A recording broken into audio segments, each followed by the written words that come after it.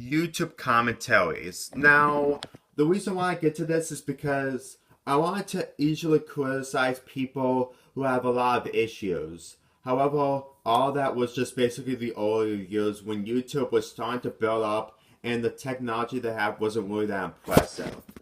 People like Foxstar Delta Lima 497 was one of the first was one of the first YouTube commentators that I ever saw. In 2012, he's one of the first guys I've ever seen to do commentaries on someone. He doesn't do them anymore because he was getting tired and lazy of it. But by looking at them now, I actually side with him because he was the first guy I ever saw as a commentator. However, he literally doesn't take any criticism whatsoever because he completely takes ideas from other commentators and just doesn't give credit to them whatsoever, and basically he plagiarizes. And his videos, for this example, are a prime example of his unoriginality and his unnecessary of making a commentary on someone. Now, I did see a lot of people other than Foxtrot, and they're way better than him. In fact, Death Critic was one of the people who commented on his video on the Song for Tales for Life versus Shadowstar 1224. And he or she completely made a video of it because it was plagiarism. And you know what? She's way better than him. The issue with that is that the commentators that I completely saw back then don't do commentaries anymore. Probably because they moved on and their lives have completely changed. I don't know if it's because of the lives they have or they just don't want to have YouTube as their job because they have other hobbies. But by looking at them, I completely missed them. T-Bone 2004, Shadow Civil 11, and now Death Critic, who completely retired from commentary or videos in general. Seriously, Death Critic hasn't uploaded a video in a year ever since 2015 or so. And I'm completely upset that commentators nowadays just aren't the same anymore. I mean, when people literally do commentaries on people, they don't recognize that they're either trolls or anything. Like when T-Bone 2004 completely made his commentary on Very Invalid 2, just so you know, is way, way old. But it got a lot of views because of his execution. I mean, his commentary video was 30 minutes long and he got into depth onto why this video was one of the worst videos you've ever seen. Especially from Very Invalid.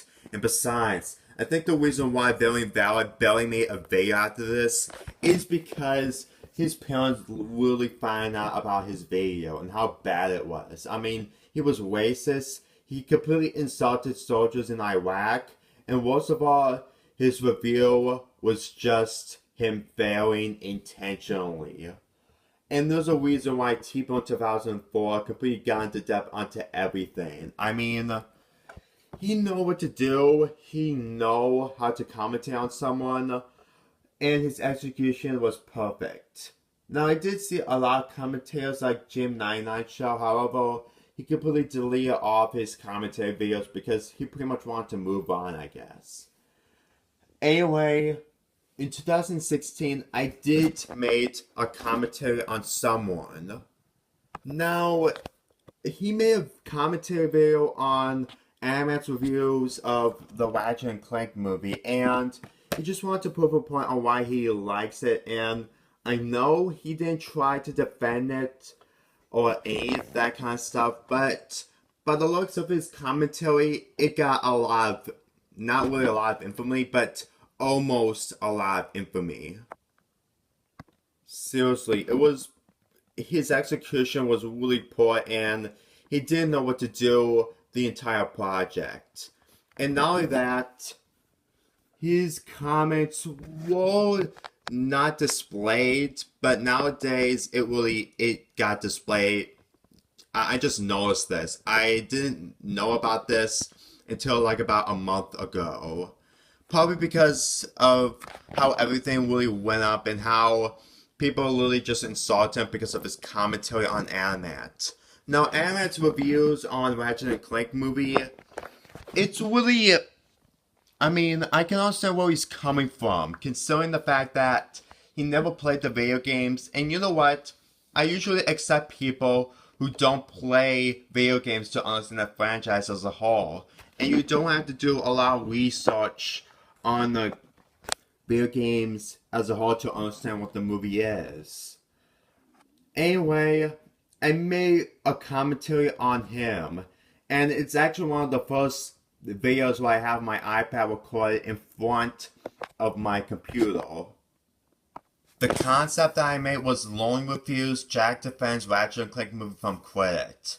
The reason why I made this is because I wanted to do this for the very first time, and the fact that before Legend of Everfree would come out, and I really was being patient on it, I didn't have a lot of videos to make. So during the day of school, I had this idea to make a commentary on Jack Stevenson's video, and I did it. However, the videos were really poorly executed. You see, this is one of the final times where I didn't do any editing at all. I mean, after this, my editing, cutting things out was the thing that I keep doing even to this day.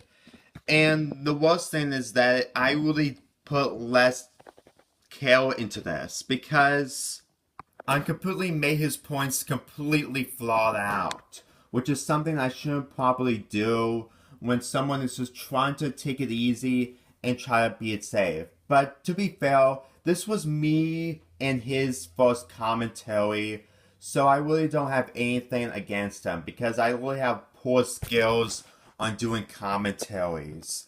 Now, commentaries back then was something I kind of have ideas to do about, but nowadays it just really isn't important. Because for one, commentaries, in my opinion, isn't the same as they used to do back then. And secondly, I only did this because obviously I got nothing else to do. It really comes to the point where back then YouTube wasn't a thing I wanted to do. But later in 2016, YouTube was something I wanted to have as a job.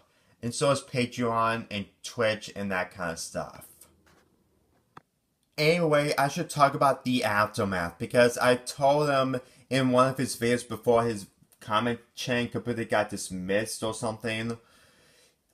He completely saw all 3 videos and he completely disliked them. Now, he completely explained into good detail onto everything on why my commentary was very bad and very poor.